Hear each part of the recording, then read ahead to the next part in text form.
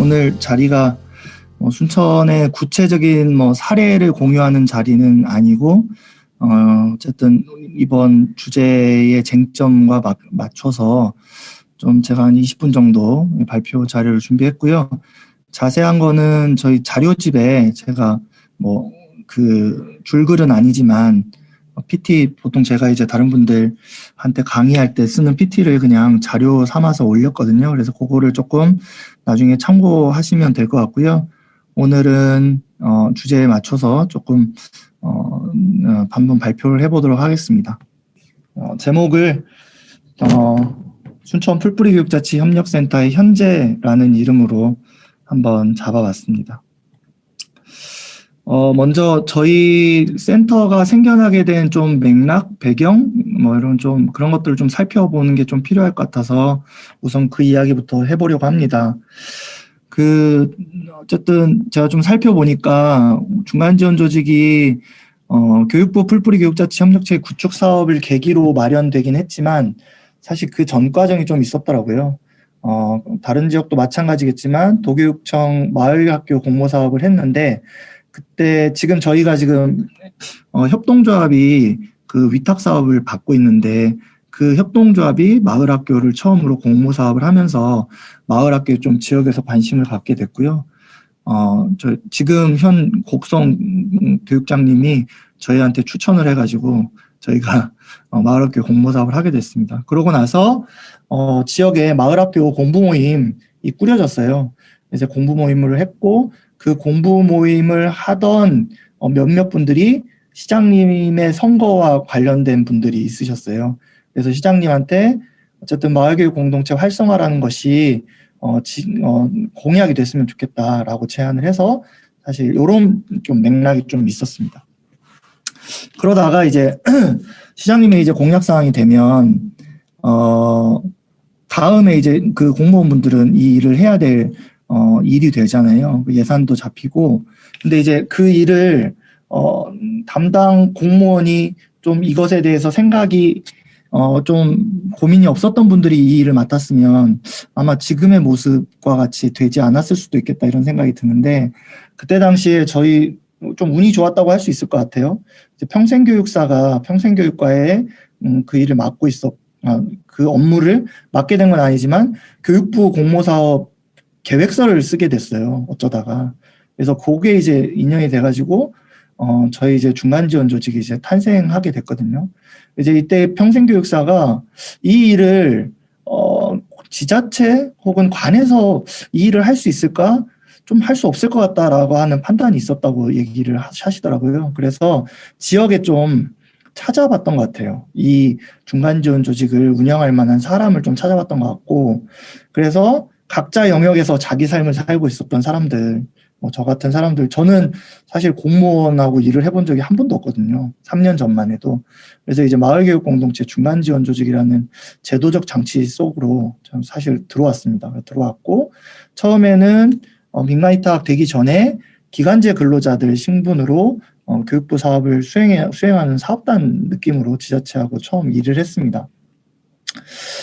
이때 조금 특색이 떴던 건 뭐냐면 그때 평생교육사가 함께 일할 사람들을 그러니까 그 지자체에서 한 사람 한 사람을 따로따로 뽑은 게 아니라 거기서 함께 일할 사람들을 좀 이렇게 모아서 한꺼번에 이제 이렇게 같이 들어가게 된 것들이 조금 의미 있었던 지점인 것 같아요. 그러면서 이제 한 6개월 동안 신뢰관계가 좀 형성이 됐고 만나는 기간이 좀 있었습니다. 그래서 그 기간 동안에 이제 지자체와 이제 민간인들 간에 서로 이제 신뢰관계가 좀 형성된 것 같고 그 신뢰관계를 바탕으로 어쨌든 순천 지역에 있는 협동조합에 민간 위탁을 하게 됐습니다. 근데 이제 그때 당시에 저희는 이제 나중에 뒤에 말씀드리겠지만 조례를 먼저 만든 게 아니라 기존의 순천시 평생학습 조례를 근거로 센터를 만들게 된 것이 조금 다른 지역과 조금 차이가 있는 것 같습니다. 현재에 대해서 조금, 현황에 대해서 좀 드리겠습니다. 저희는, 센터에서 일하는 직원들은 뭐 이래저래 다 합해보면 한 10명에서 15명 사이 이렇게 왔다 갔다 하고 있거든요.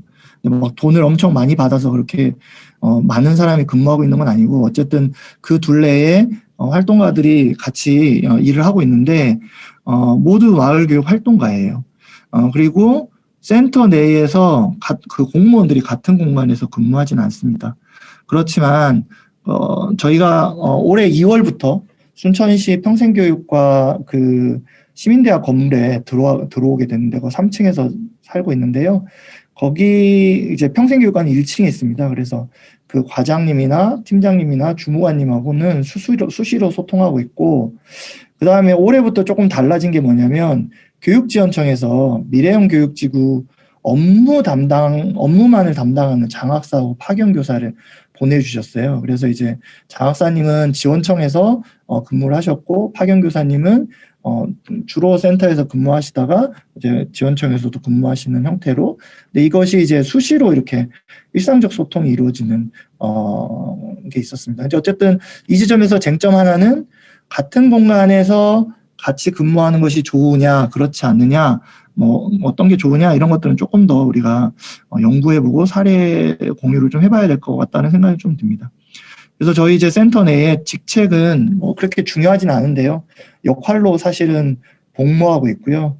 뭐 센터장, 사무국장, 마을교육팀장, 뭐 팀원, 청소년 자치 업무, 삼성꿈 장학재단 사업을 저희가 또 하고 있는데 그 담당자, 총무팀, 그리고 온종일 온마을 케어 같은 경우는 교육지원청 사업이에요. 거기 이제 전담 인력 2명, 다부처 협력 사업, 행안부에서 하는 다부처 협력 사업, 마을교육 활동 지원가 이렇게 해서 꼭 마을교육 공동체 우리 주무부서의 업무 거기에 예산을 받아서 센터의 구성원들이 그 일만 하는 게 아니라 교육과 관련된 다양한 분야의 일들을 하고 있다는 점이 좀 차이가 있는 것 같습니다. 어쨌든 역할은 저희는 주어진 역할이 있긴 하지만 그것 자체가 고정되어 있다기보다는 사업마다 수시로 변동하고 찾아가고 만들어가려고 노력하고 있습니다. 저희 예산입니다. 저희 예산 뭐 엄청 많진 않아요. 뭐 다 합쳐도 한 5, 6억 정도 되는데요. 처음에는 지자체 민간위탁금이 없었고 2019년 4월부터 민간위탁이 되면서 1억 4천 정도 있었고 처음 마중물은 사실 교육부 사업비로 그 교육부 사업비 중에 뭐 약간의 일부를 인건비로 쓰는 방식을 통해서 사업을 좀 유지해왔고요. 2019년까지는 교육지원청에서 민간위탁을 받지 않았는데 2020년부터 민간위탁금을 조금씩 받아가고 있고 그 다음에 2021년에는 마을교육 공동체 업무뿐만 아니라 청소년 자치 혹은 학교폭력과 관련된 뭐 위급한 아이들이 센터를 매개로 해서 마을에 하는 그런 사업들을 또 하고 있습니다. 이런저런 사업을 하고 있고요. 어쨌든 여기서 조금 특색적인 건 뭐냐면 2020년에 보면 지자체 민간위탁금에 1억 8천을 어차피 교육부에서 사업비를 받고 있기 때문에 인건비하고 운영비로 모두 받았다는 것이 좀 독특한 지점인 것 같습니다. 그리고 이 민간위탁금 평생교육과의 자체 예산이고요.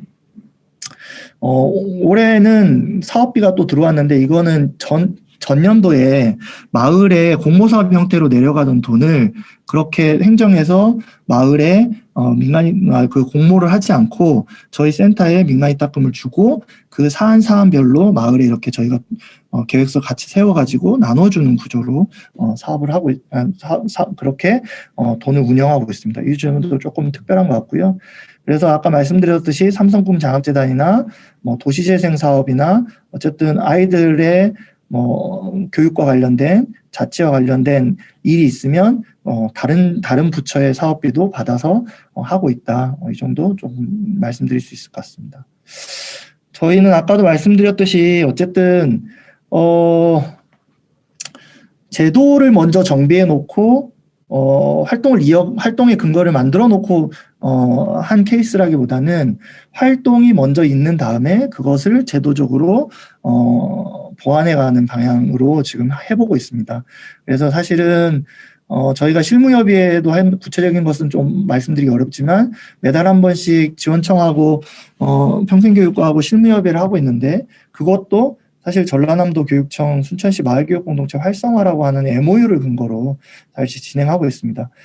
어쨌든 법을 통해서 안정적으로 해서 활동을 지속적으로 할 수 있는 것도 중요하지만 일단 약간의 근거라도 있으면 그것을 근거로 지속해서 요구하고 같이 그 근거로도 충분히 할 수 있다는 것들을 조금 말씀드리고 싶습니다. 정담회도 마찬가지였습니다. 법의 근거가 있어서 정담회를 실시했던 건 아니고요. 총 지금 29차례 정도 하고 있는데 오히려 정담회 자리에서 조례를 만들어가는 과정을 가지는 것. 그래서 올해 6월에 순천시에서는 마을교육 공동체 활성화 조례가 제정되었습니다. 시간이 되시면 순천시 마을교육 공동체 활성화 조례를 조금 한번 검색해 보시는 것도 도움이 될 것 같습니다. 어쨌든 정담회라고 하는 교육민회라는 게 조례에 처음으로 반영되게 됐고 실무협의회도 드디어 이제 법적인 근거까지 마련되었습니다. 다른 지역에 비해서 민간화 거버넌스 위원회 같은 건 아직 없고요. 근데 이제 타 조례에 근거한 다양한 교육 관련 협의회가 있는데 그런 협의회 위원회와의 관계 설정은 아직 좀 필요한 것 같습니다. 저희 센터에 조금 와 순천시와 교육청과 우리가 어디에 있는가 지역사회 학교 사이에 있다는 것을 좀 보여주기 위해서 이런 표를 만들었는데요. 어쨌든 가운데 있다고 해서 중심에 있는 건 아니고요. 이것들을 모두 다 연결한다라는 의미에서 이런 구조도를 한번 그려봤습니다.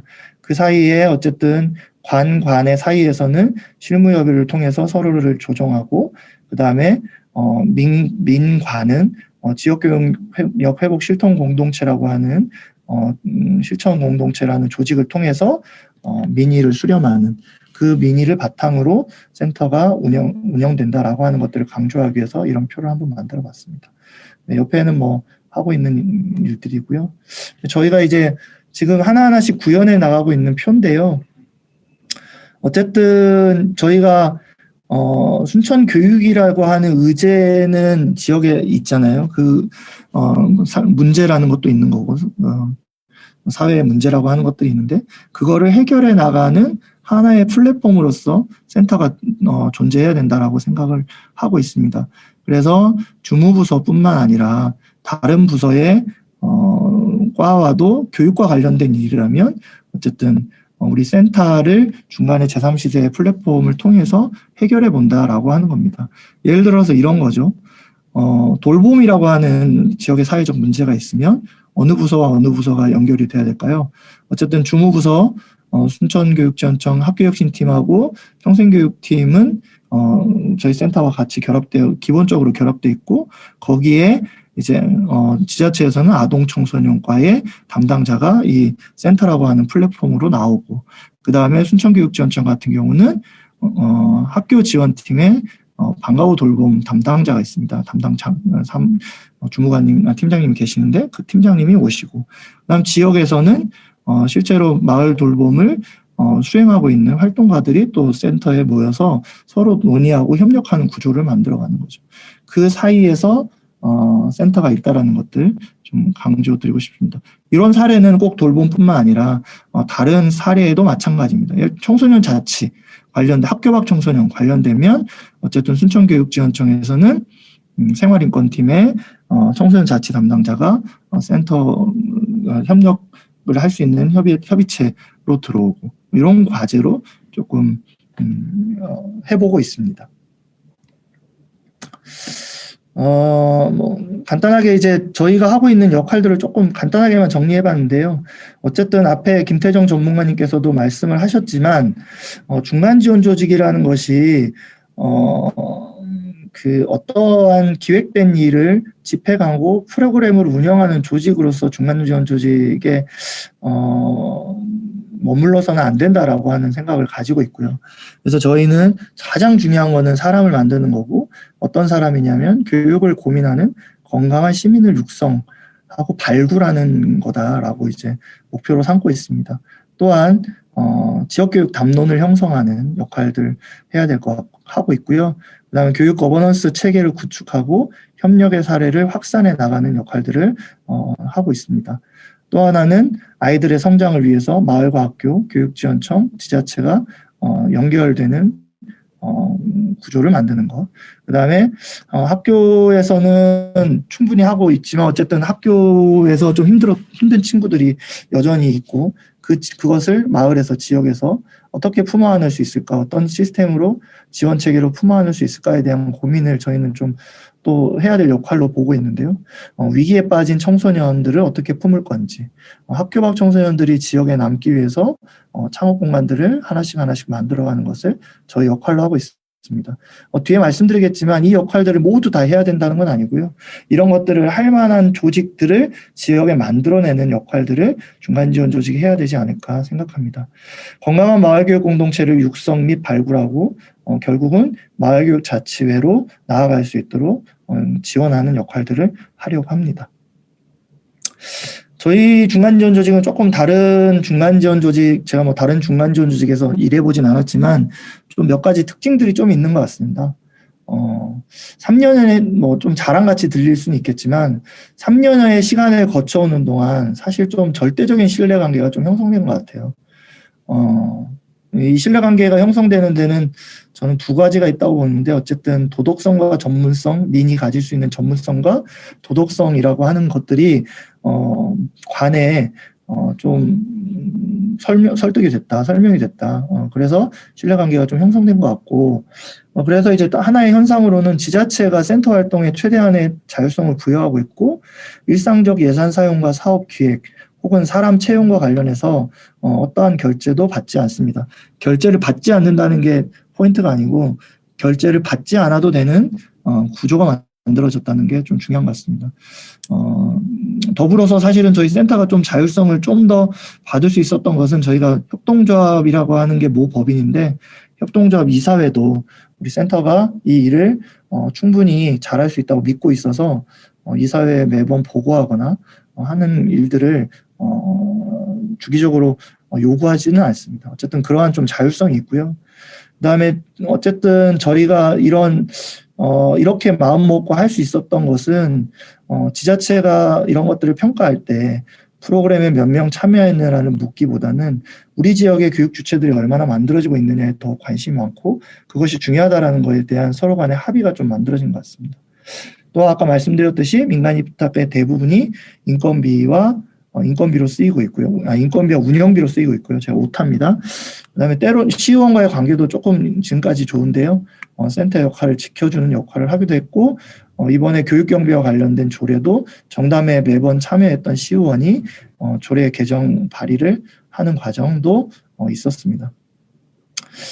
저는 지금 제목을 순천마을교육공동체 중간지원 조직이라고 붙여놨지만 저는 지역의 이런 교육과 관련된 중간지원 조직이 단순히 마을교육공동체 활성화라는 틀에 갇혀서는 안 된다고 생각합니다. 지역의 교육 문제를 해결하는 플랫폼의 역할을 꼭 해야 될 것 같고요. 그래서 교육부 사업이나 평생교육과나 도시재생과나 교육지원청이나 민간재단의 사업을 사실은 동시에 수행해야 되지 않을까라고 생각합니다. 물론 이 사업을 수행하는 데는 많은 여력이 필요하지만 그것을 할 수 있는 사람들을 길러내고 그 사람들이 하나하나 그 업무를 맡으면서 전문적인 역량을 쌓아가고 그 사람이 센터를 나가서 새로운 조직을 만들고 그 새로운 조직에서 일하게 하면 지역의 교육 생태계가 풍부해지지 않을까 이런 생각하고 있습니다. 그리고 저희 순천은 어쨌든 학교에 인력을 공급해주는 역할을 요구받을 때도 있었지만 그것 자체를 저희 역할이라고 자임하고 있지 않습니다. 순천 교육의 담론을 형성하는 데 무엇보다 비전을 세우는 데 주력하고 있습니다. 어려움들 이런 거 자꾸 얘기하라고 하더라고요. 근데 어려운 점이 없다 그러면 재수가 없을 것 같고 어려움이 없는 조직은 또 없겠죠. 어쨌든 고민과 과제 어려움은 중간지원 조직이 저는 계속 가벼워져야 된다고 생각합니다. 그래서 지역 내 교육 관련 단체들이 인큐베이팅하는 역할을 해야 하고, 그래서 현재 저희 같은 경우는 동천마을 교육 과정을 개발했던 주요 그룹들이 올해 우리마을 교육연구소 사회적 협동조합을 지금 교육부에 신청해 놓은 상태고요. 이 사회적 협동조합이 만들어지면 저희 사업비의 일부를 용역 형태로 주어서 마을교육 활동가들이 인건비를 받으면서 이 연구 활동을 할 수 있는 구조를 만들어 가려고 하고 있습니다. 노마의 놀자라고 하는 놀이단체가 교육지원청과 직접 다이렉트로 협상을 하고 있고, 순천 마을교육협의체도 결성했습니다. 중간지원 조직의 역할과 마을교육협의체의 역할은 좀 다른 것 같거든요. 그리고 앞으로는 순천평화교육센터, 청소년자치센터, 통합돌봄센터를 하나하나씩 지역에 만들어가는 것이 중간지원 조직이 해야 될 역할이 아닐까 싶습니다. 그래서 순천평화교육센터는 어쨌든 학교에서 어려운 회복적 서클을 필요로 할 때 이 조직을 찾으면 저희 센터를 거치지 않고서도 이 조직을 바로 다이렉트로 연결되면 될 수 있을 까 생각합니다. 그래서 저희가 이제 앞으로 저희가 이제 민간위탁이 올해 끝납니다. 그래서 저희 고민이 좀 있습니다. 어쨌든 민간위탁을 지금의 구조에서 어쨌든 민간위탁 자체가 이런 자율성을 확보해주는 형식은 아니지만 지금 현 상태에서 앞으로 한 몇 년간은 민간위탁을 하더라도 자유롭게 자율적으로 뭔가를 할 수 있겠다라는 장점이 있어서 재계약을 하려고 하고 있지만 지금 순천에서 중간지원 조직을 통합하려고 하는 움직임들이 있고요. 여기에 합류할 건지 혹은 교육에 조금 더 포커스를 맞춰서 인재육성 재단과 통합할 건지 도교육청과 지자체가 공동 출연하는 재단을 만들 건지 이런 고민들이 있습니다.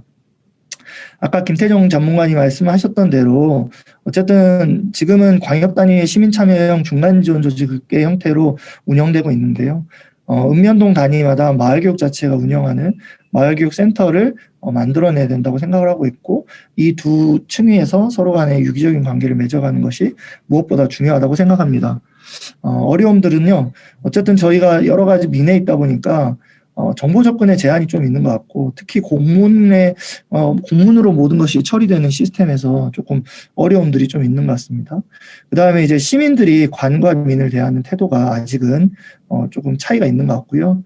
중간지원 조직이다 보니까 그 미묘한 줄타기가 있는 관과 시민사회단체 사이에서 적절한 균형을 맞춰야 된다 생각하는데 시민사회단체와의 연대를 어떻게 할 건지 그리고 활동가들이 지속가능한 성장을 위해서 무엇이 필요한 건지 공무원들의 순환보직 제도에서 어떻게 지속가능성을 유지할 건지 그리고 학교 중심적으로 학교에서 오래 있었던 분들과의 생각 차이들을 어떻게 줄여나갈 수 있을 것 같은지에 등등등의 어려움들이 있습니다.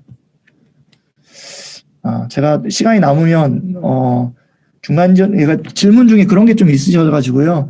실제로 그럼 마을하고 학교 어떻게 연결되고 어떻게 되는데? 라고 하는 사례를 오늘 질문이 있으셔서 좀 말씀을 드리려고 했는데, 요거는 시간 관계상 제가 다른 기회에 꼭 이거는 말씀드리면 좋을 것 같거든요. 별양 청소년 정책 마켓이 6월 30일 날 진행됐는데, 요 내용들은 나중에 기회가 되면 다른 자리에서 한번 공유 드리겠습니다. 어쨌든, 말씀 들어주셔서 감사합니다.